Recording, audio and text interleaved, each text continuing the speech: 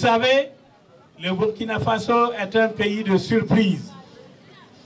Et les surprises arrivent là où vous ne les attendez pas. C'est pour cela que, avec les résultats minables obtenus par ceux qui nous gouvernent aujourd'hui, nous sommes sûrs d'une chose. Le peuple burkinabé a besoin de changement. Le président Kaboré et le MPP ont lamentablement échoué. C'est un constat fait par tout le monde.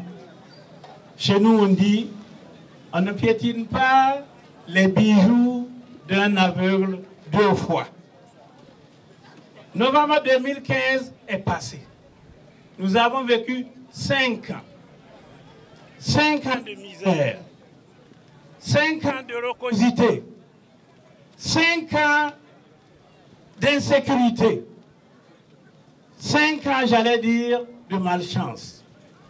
5 ans de malédiction. Souvenez-vous du choix que vous avez fait il y a 5 ans. Et souvenez-vous que le choix que vous allez faire sera pour 5 ans. Alors, je voudrais vous dire, ce ne sont pas les sacs de riz, ce ne sont pas les transferts d'Orange Monnaie, ce ne sont pas les achats de conscience qui doivent vous dicter, mais c'est votre pays, l'amour de votre patrie, la recherche de la paix qui doit guider votre choix. Vous devez voter utile. Alors, nous devons être des hommes de paix. Nous devons aller chercher les militants partout où ils se trouvent. Et sachez que la solution à nos problèmes se trouve dans le vote que nous allons opérer.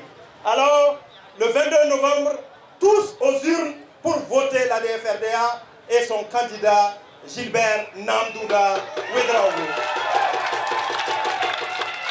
Quand je venais ce matin encore, pour la énième fois, la route, ça c'est une honte pour le MPP.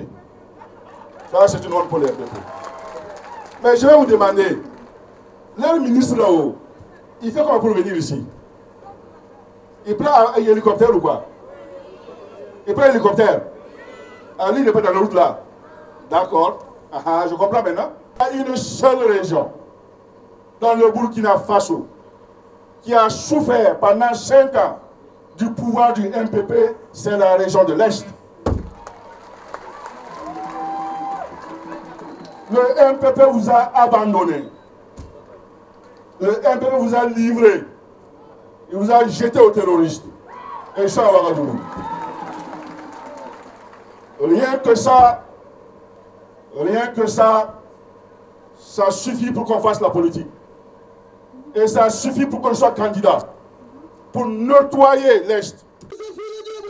Le citoyen lambda sait que la création de l'emploi et la résolution de la question de l'emploi, aussi bien au niveau des jeunes et des femmes, ne relève pas de la capacité de l'État à créer en son sein même des emplois.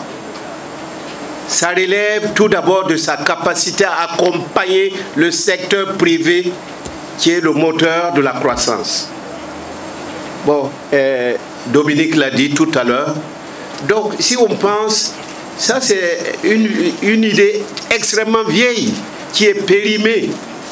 Lorsqu'on sortait des écoles, des universités, on venait et on pensait que le seul l'employeur principal, c'était l'État. Aujourd'hui, les choses ont changé, surtout dans le contexte de l'économie que nous avons aujourd'hui. C'est mettre l'accent sur la capacité du privé à dégager des emplois et la possibilité pour les jeunes de s'installer. Voilà, d'où d'ailleurs les efforts qui sont faits pour amener les uns et les autres à créer leur propre business également. Donc, au niveau de l'État, c'est dérisoire. Voilà. Donc, si on doit compter sur ça pour résoudre la question de l'emploi, on a tiré vraiment à côté. Je ne vais jamais payer quelqu'un pour venir écouter mon message à un meeting. Jamais je le ferai. Payer quelqu'un pour venir écouter le message de Vision Burkina n'est pas dans nos principes. Ce n'est pas possible. C'est ça que nous voulons changer dans ce pays-là. Parce que c'est ainsi que commence la corruption électorale pour aboutir à la corruption générale. Vision Burkina n'est pas dans ça. Vous êtes venus, ceux qui sont venus, je les considère comme des gens qui sont de vrais militants. Mesdames et messieurs, je suis désolé de vous le dire, Vision Burkina ne fera jamais comme les autres. Et peu importe ce qui va arriver,